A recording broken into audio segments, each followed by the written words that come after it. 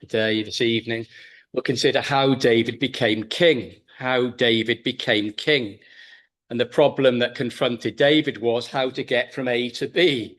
How to get from A to B. That is, how to get from the situation that we read of at the beginning of the second book of Samuel, when the kingdom of Israel was completely divided and devastated, to the situation that we read of, or we read of in chapter 5, when he brings a united kingdom together and is then able to conquer Jerusalem and destroy the Philistines. So how does he get from A, the appalling inheritance he received, to B, reigning then over a united kingdom that can defeat the enemies of God? So jumping back for a moment, when Saul was called to be king and anointed by Samuel back in 1 Samuel chapter 9, then Samuel explained how he as king had two basic purposes to fulfill. We read in 1 Samuel chapter 9, verses 15 to 17. The Lord revealed to Samuel, tomorrow at about this time, I will send you to a man from the land of Benjamin, and you are to anoint him to be ruler over my people, Israel. He shall save my people from the hand of the Philistines. That's the first purpose. And then secondly, for I've seen my people because their cry has come to me. And when people saw Saul, and who's now been anointed king, the Lord told him, here is the man of whom I spoke to you. He is the man who shall restrain my people. He is the man who shall restrain my people. So the two functions that he's given, two purposes: to restrain the people. Remember, we're coming out of the period of judges, the period of anarchy, of factionalism with Israel. He's got to restrain this. He's got to end this period of division and bloodshed and anarchy within the land. And he's then got to conquer the enemies, especially the Philistines. And you'd recognize, most of you, I guess, that these are two basic fundamental purposes of government, aren't they? That on the one hand, to have secure borders that protect you from your enemies, and on the other hand, to have law and order within the land.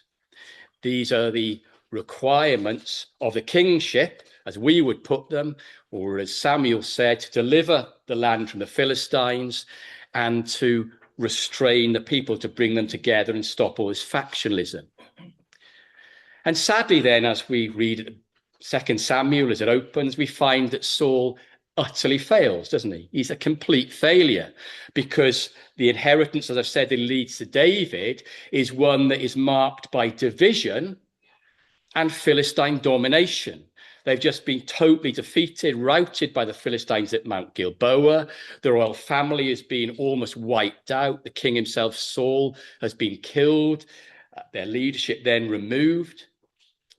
And worse than that, they are divided, because we read very quickly of the outbreak of civil war between the north and the south. If you read carefully through the books of Samuel and Kings, you see then that a north-south divide was a recurring problem within Israel. Division then that comes later after Solomon of a northern and southern kingdom has been present, bubbling under for a long time. And it erupts here then in this early, what would be reign of David, as he takes over, because civil war breaks out then between the north under the house of Saul and the south under David in Judah. So we have then a desperately divided people who break into civil war, and we have the Philistines rampaging over the land. We shouldn't underestimate the Philistine domination. The fact that Ishbosheth is made king in the north, it's over at Mahanaim across the River Jordan, and he probably had very little influence. He didn't have much power. And David similarly was down in the south, and in between, the great majority of the lands controlled by the Philistines. So this was the inheritance then. This is, as I say, point A. This is what David inherits and where he starts. But then, as we read in chapter 5, where he gets to is a united kingdom that is able to destroy his enemies. So we read that united kingdom and the destruction of the enemies. Then, as I say, in chapter 5, when at last the tribes of Israel come to David and they ask him to be their king, and following his bringing all the tribes together under the one leader, the one king, united the kingdom, they then can immediately go on to conquer Jerusalem and defeat the Jebusites, which of course had never been done since they came into the promised land. And then they rout the Philistines twice over and drive them out. So how did David then get from point A to point B? So first of all, then we consider David's shrewd politics. David, as it were, is the shrewd, the wise politician. And we see this in three ways in which he acts then. Three ways in which he acts. First of all, at the beginning of chapter 1. So we didn't read this, but after the death of Saul and so on Mount Gilboa, then this man, an Amalekite, he finds Saul dead. We know from the account 1 Samuel, and he takes his armor and he rushes to David to curry favor with David. He brings him the armor and he claims then to have killed Saul. And he thinks this will be applauded by David. He thinks David will be really pleased with this. But of course, the opposite is the case. David is angry with him. He himself, as we consider, he wouldn't touch Saul, the Lord's anointed king. And he's angry that this man has done so. He's killed the Lord's anointed. And so David says to him, were you not afraid to destroy the Lord's anointed? And so he has this Amalekite put to death, executed. Now, this isn't merely David being consistent, though it is that. He himself wouldn't kill Saul. But it is a political statement, isn't it? He's saying to the house of Saul, he's saying to the tribes of the north, I didn't kill Saul, and I want nothing to do with the death of Saul. In fact, I brought justice for the man who killed Saul. It's a shrewd political move to show to the people in the north, the house of Saul, what's left of it then, that he wants to work with them. He wants to woo them. He wants to win them to be under his leadership. So first of all, when we have his action then in killing this Amalekite, a judicial action to kill the man who claims he slew the Lord's anointed. But then secondly, we have this lament that we read, this lament for Saul and Jonathan. This is, of course, a public lament. And more than that, we read that David said it should be taught to the people of Judah. He wants this to be known. He wants it to be known not only that he brought justice to the man who killed King Saul, but he wants it to be known that he's deeply grieved over the loss of Saul, and indeed the house of Saul with Jonathan and so on. And so he, this great poet in Israel, composes this lament, and he cries this lament publicly. He lets the people know then that he is grieved over the loss of Saul and his family. He didn't want to receive the throne in the way in which it might now come to him. He wants again the people of Israel, that is the northern tribes, he wants them to know that he's not anti-Saul, he's not anti-Benjamin.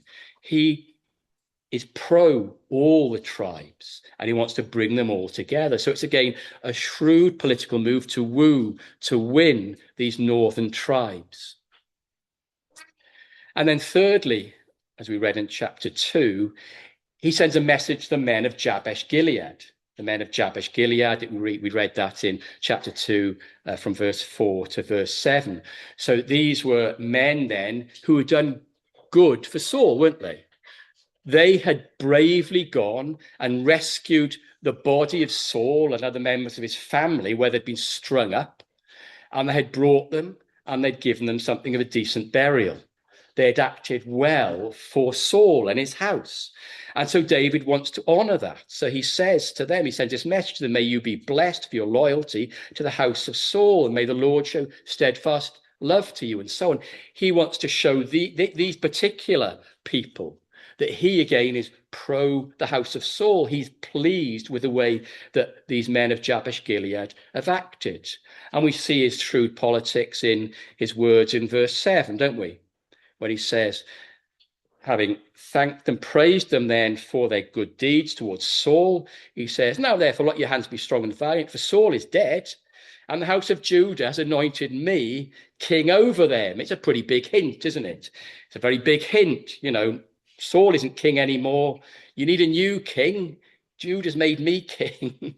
So he's inviting, but he's inviting them. He's wooing them.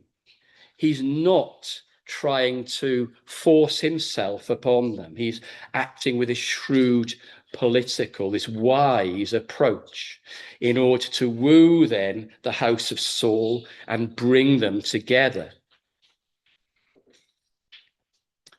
And then we read of one of those buts that we get sometimes in scripture of such importance. But in chapter 2, verse 8, but Abner, the son of Ner, commander of Saul's army, took Ishbosheth, the son of Saul, and brought him to Mahanaim, and he made him king. So sadly then, David's wise efforts, his shrewd political approach to woo the people of the north, these northern tribes, to recognize him as king, showing his loyalty to Saul in his house, has failed. Abner then installs this puppet king, Ishbosheth, a surviving son of Saul, completely useless man. If you read the literature, he's clearly a puppet king under Abner, who's the commander and clearly the power in the north. And sadly, Abner here is imitating the bad behavior of King Saul, whom he served for so long. Because we read then of how Abner knew full well that David was to be the next king. So in chapter 3, verse 9, a little later, but it shows us what Abner knew. A little later now, when Abner wants to bring the northern tribes over because he's been badly treated by Ishbosheth, he says then in verse 9 to these people, God do so to Abner and more also, if I do not accomplish for David what the Lord has sworn to him. And then again in verse 18, Abner says, now then, bring it about, for the Lord has promised David, saying, by the hand of my servant David, I will save my people Israel from the hand of the Philistines and from the hand of all their enemies. So Abner, not surprisingly, knows full well that David has been anointed as the king to succeed Saul. But just as Saul refused to accept that truth, as we've seen when he was alive and he sought to kill David, pursuing him all over the place after trying to kill him in the palace and so on. So sadly, Abner's following his bad example, isn't he? He knows David should be the next king, but he wants power for himself. Just as Saul wanted to cling in his own view to power for himself, so does Abner. So he installs this puppet king, Ishbosheth, in the north and precipitates civil war. It precipitates a civil war that we read of then in the following chapters. First of all, we have this rather peculiar outbreak of one-on-one combat between representatives from the north and the south. But the key thing in this, as through all that follows, is that David is not involved. David is not involved in any of this civil war behavior. He's not involved in this hand-to-hand slaughter by this pool of Gibeon, where representatives from the Judah and representatives from the north kill each other in a hand-to-hand combat. He's not involved in the battles that follow. It's all between Joab and his commander and Abner, the commander from the north. David is conspicuously absent in all of this because he's not wanting to achieve the throne by violence. He's not wanting to achieve the throne by force. As I think I commented before when we thought about Saul pursuing David, David never turned on Saul to attack him. He had these mighty men. He had the greatest warriors in Israel with him. He had this elite force, as we'd say, these crack troops of 600 in the end, and they're with him now. There's no doubt he could easily have conquered and become king that way. There's no doubt he could have led those men into battle and destroyed Ishbosheth and Abner and so on. But he doesn't want to do that. He isn't involved in any of this warfare. This isn't the way that he wants it to go. Rather, he wants to be a king who achieves, through this political astute approach, a kingdom by these peaceful means. So as the war unfolds, then we read of the foolish behavior then of Ishbosheth in chapter 3, where he accuses Abner, this powerful man, who pushes him around. He accuses him of sleeping with one of his concubines. So Abner thinks, I've had enough of this useless guy. I'm going to go over to David. So he parleys with David. And David, understandably, engages. He sees a way then now again of bringing these tribes together, ending the civil war and bringing about a united kingdom. And we read then, as David does this, of the language of peace. We read the language of peace in chapter 3, 21, 22, and 23 in relation to Abner. So Abner has come and David sends him away in peace. And that's repeated for us in what we might feel is a very tedious way in these verse after verse after verse. But the prophet's doing this to make the point.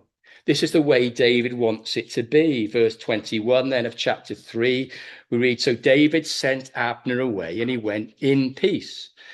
Verse 22, then the servants of David arrived with Joab from a raid, bringing much spoil with them. But Abner was not with David, for he'd sent him away, and Abner had gone in peace. And when Joab and all the army that was with him came, it was told Joab, Abner the son of Ner came to the king, and he's let him go, and he has gone in peace.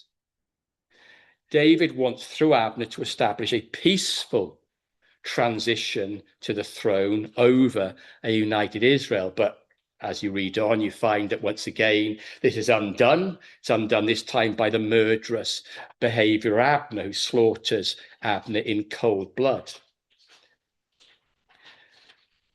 And in this section then, as David is working towards the throne again by this peaceful, political, wise means, then we again have three examples of how he tries to achieve this, how he tries through shrewd politics to achieve a peaceful transition, not the way of violence, not the way of force, not the way of war.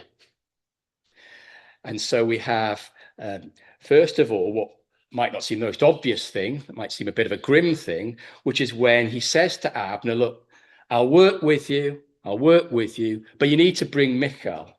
You need to bring Michal to me as my wife. So we read of that from 3 verse 12 and so on. So the messengers come and David says, good, I'll make a covenant with you, but one thing, chapter 3 verse 13, one thing I require of you is that you should not see my face unless you first bring Michal, Saul's daughter, when you come to see my face. And so this woman's taken away from her second husband, Paltiel, by force and brought to David. Now, you might think this is a bit of a grim thing, but we need to remember that Michal is actually legally David's wife. She's legally still David's wife. And crucially, of course, she's a daughter of Saul,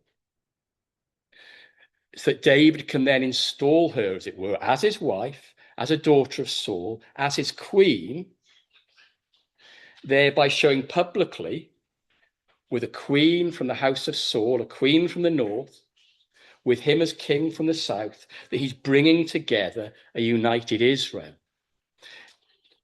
So this is why David behaves in this way. He wants to show Israel again that he desires a united kingdom.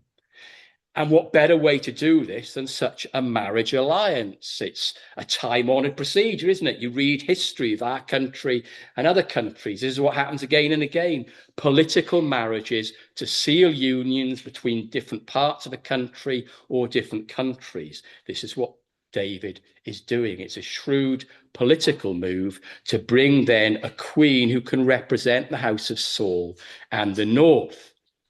So again, he's showing he's favorable towards. He's not against Saul and his house. He's favorable to it. He wants Saul's daughter to be his queen.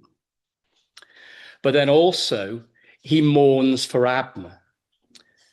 We have another lament. It's much shorter than the first lament, but we have another lament, this time in chapter 3, verse 33 and 34, over Abner.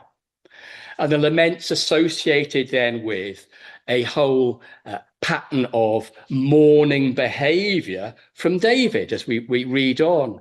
David then is lamenting away, he's weeping, and so on. And he's making it very clear then to the people of Israel that he had absolutely nothing to do with this death of Abner.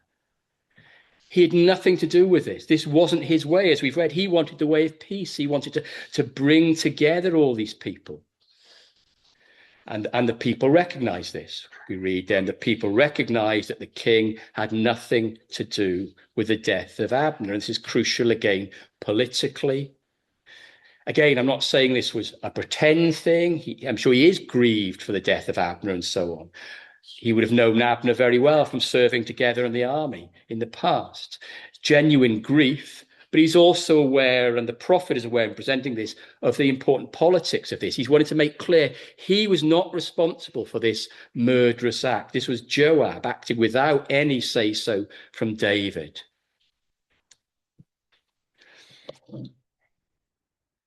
And then the third element in which, again, we have David acting shrewdly politically is when he, again, has put to death, this time the murderers of Ishbosheth. So again, it replicates what we've seen earlier. Remember, it was Saul who'd been slain, and this Amalekite claiming he'd killed Saul, and David is him put to death. So in chapter 4, we read of the murder in his own bed, in his own tent of Ishbosheth by these two bandits. And these two bandits, again, they think, they're going to curry favor with David again. And they come and they proudly declare what they've done in killing Ishbosheth. And they bring his head to David and they're expecting reward. And again, David is the opposite of what they expect. He's angry with them and he has them put to death. Has them killed because they have killed Ishbosheth and David had nothing to do with it. And again, as he wanted to show the northern tribes that he was not pleased with his individual, this Amalekite who killed Saul, or so claimed to have done so, he's not pleased with his death of Ishbosheth either. He wasn't seeking this, he didn't ask it, and he acts against it. And you can see, actually, if you're interested in the literary balance here, you have this balance of the three before the Civil War, the 3 episodes, and the 3 episodes after. We, in each occasion, have a lament. We, in each occasion, have a judicial act against a murderer who's killed a king in cold blood.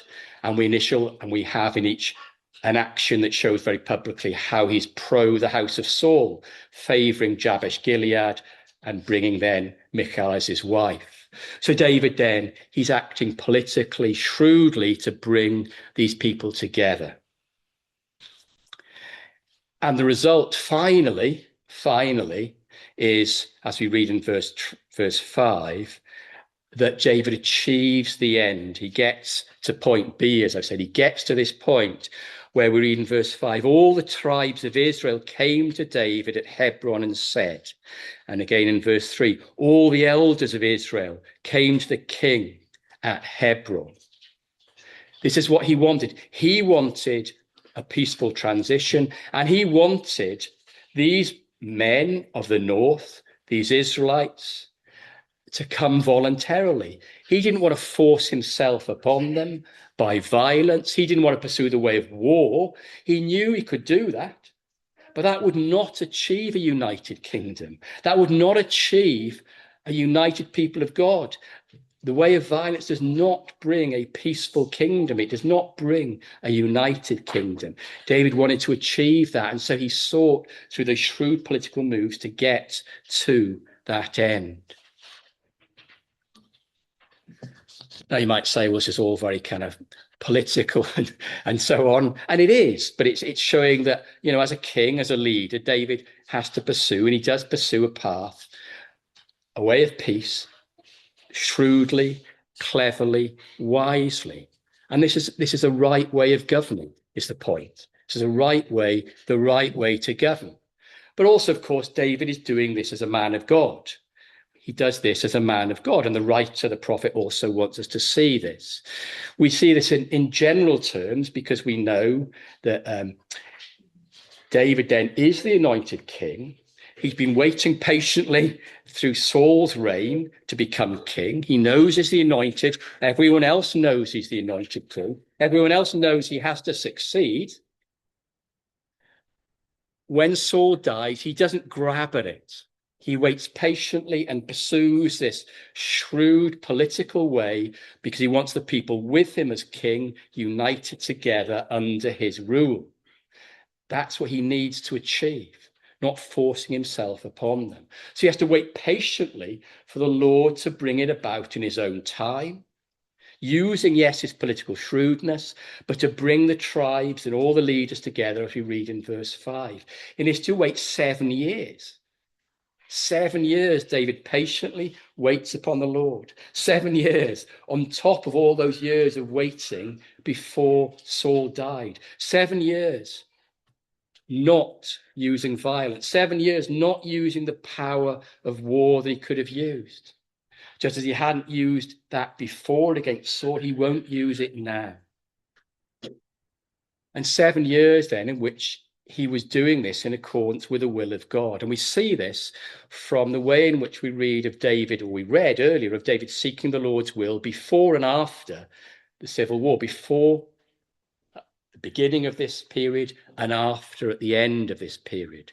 So in chapter 2, verse 1, then we read, and David inquired of the Lord. We presume using the Urim and Thummim. David inquired of the Lord, shall I go up into any of the cities? The Lord says to him, go up. And then David again inquires as to which I shall go. And he says to Hebron. So David is seeking the Lord, to say, presumably using the Urim and Thummim. But then if we turn forward to chapter 5 and verse 19, chapter 5 and verse 19, here now, having brought the kingdom together, having conquered the Jebusites and seized Jerusalem, he now wants to make war against the Philistines who've come up against him. And so he says we read in verse 19, and David inquired of the Lord, shall I go up against the Philistines? Will you give them into my hand? And the Lord said to David, go up, for I'll certainly give the Philistines into your hand. And so there's one major defeat. And then it's the same again in verse 23, when again we read, David inquired of the Lord. And the Lord said, you shall not go up, and so on. And my point is that the prophet's saying at the beginning of David, when Saul's dead, at the beginning of this period, when Saul's died, he can take over as king. He seeks the Lord's will. He seeks the Lord's will. At the end, after he's got the throne, he's again seeking the Lord's will. It's before, it's after, and therefore the implication is clear. Throughout this period, David is seeking the Lord's will. So although I've talked, if you like, in a very human way, because that's the way it's laid out for us in all this political maneuvering, if you want to put it negatively, what I've said is wise decision-making and wise actions, wanting to woo and win over a united people. This is also done seeking the will of the Lord, walking with the Lord. You read through the text, we read of the Lord and David again and again throughout the intervening chapters. And at the beginning and the end, it's explicit. He's seeking the will of God. So throughout, he's with the Lord. He's wanting to seek the will of the Lord. And the way he's behaving and trying to bring about this peaceful transition, using wise political decisions and so on, this is in accordance with the will of the Lord that he's seeking throughout to achieve a peaceful, united kingdom. And of course, when he does so, this kingdom then is able to defeat the enemies. And so he's achieved those aims for the kingship that, as I said, Saul completely failed to achieve. He's defeated the Philistines, he's destroyed them as a force, and he's united the people together. These were the aims of the king, and these are what David achieved. I just want to draw a couple of lines of application as we draw to a close. I don't usually do this, but on this occasion I've decided we'll have a couple of lines of application. And the first is political. And I certainly don't usually do this, but a political line of application. So some of you will know in history that you read of this thing called the divine right of kings. And Christians, when they talk about the divine right of kings and sometimes think that this is right, they will point to David. And that's true in that David was certainly the divinely appointed and anointed king. But what I've been wanting to show you is that David did not act like a Louis XIV or a Charles I in this country. He was not a murderous tyrant who killed his political opponents and forced his will upon an unwilling people. He was anything but that. Although he was, if anyone was a divine right king, it's David. And yet David did not act with force. He did not use his power. He did not force himself on the people. He wanted to win them. He wanted to woo them because he knew that that's the way of peace and the way to achieve a united kingdom. And it would be overdoing it to say that David was kind of seeking some kind of democratic mandate. That would be certainly anachronistic to read back how we speak today into the past. But the fact that first Judah comes to David to ask him to be king, and then all the tribes come to David and they ask him to be king, they make the effort, they're coming to him, they're wanting him to be their king, shows then that they are they're recognizing and authorizing him as their king. So yes, he is the divinely appointed and anointed king, but he also has a real authority, a legitimacy given him by the people over whom he rules, doesn't he? They recognize this, and therefore he is able to govern over a united people because they know that he is a king that they have acknowledged and wanted as king. And it's this balance. Both are true. There is authority in the people to recognize the king or any leader, and there is authority given by the Lord to the leader. Evangelicals today, we perhaps jump to Romans 13 and say, the authorities that exist have been established by God, and that's true. Of course it's true. It's true. But it's also true that that authority resides in the people. It doesn't reside in a king on his own who can do what he wants, or a government, a ruler who can do what he wants. It has to be legitimate. There has to be a recognition from the governed of who is the right governor or right ruler or king over them. And that's why our forefathers did not recognize a divine right for kings. They knew their Bible better. And I've tried to show this evening, some of the reasons why they arrived at the position they did. Not divine right. There is authority with the people as well. And of course, we can apply that in our day. We have a right. We don't just let the government decide what they want and they can do what they want. And we just say, yes, sir, yes or no, sir, 3 bags full, sir. We say, no, you cannot do that. And we're allowed to push back against government. Anyway, that's enough of the politics. And then second line of application is to the church, to the churches, isn't it? It's the same pattern, of course. That rulers, leaders, elders in churches are those who are under shepherds, who are there under Christ, under our God, and have authority from him to rule, to lead in a church. But also that authority comes through the people in the church. It comes through the congregation. Both are true in the country, both are true in a gospel church. Both are true in any true church. The people in the congregation recognize the leadership and want to follow the leadership, but the leadership do not act as divine right kings, do not throw their weight around. The servant king we sing is the kind of model of gospel, godly Christian leadership. And that's how we ought to be in our church. That's the balance that we seek to strive. And having been in this church many years and knowing how the church has been throughout these past 30 years, we have been blessed to have a united leadership, united elders, a united church. And I think by and large, you achieve a good gospel balance between the congregation following the elders leading, but the elders not pushing and pulling and trying to dominate or move the congregation where we as a congregation don't want to go.